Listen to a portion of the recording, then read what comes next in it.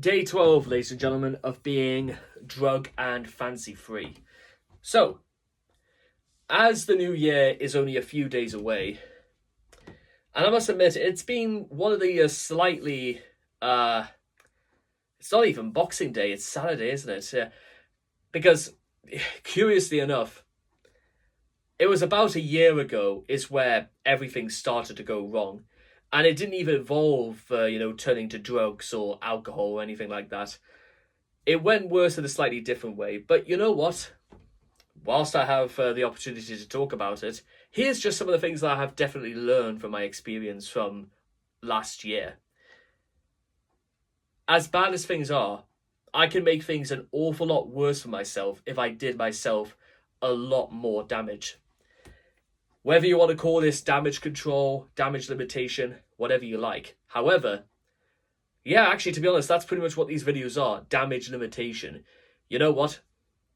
For what little reputation or respect I have left for myself, I do know that I could do myself an awful lot more damage if I started doing things that I know perfectly well are stupid and don't make sense, such as turning to drugs.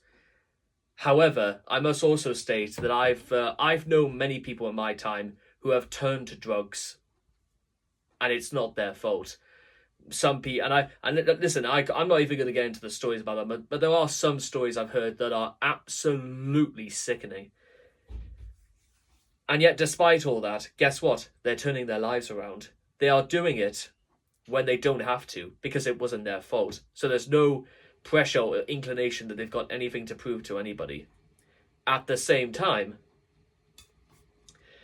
just as there are people who have had things go wrong for them that were completely out of control, at least I could say I am fully in control of my circumstances. So therefore, the worst sort of betrayal I could do to myself is start turning towards that stuff. Think about it seriously. But with all that being said and done, I'll see all of you guys again tomorrow. Thank you.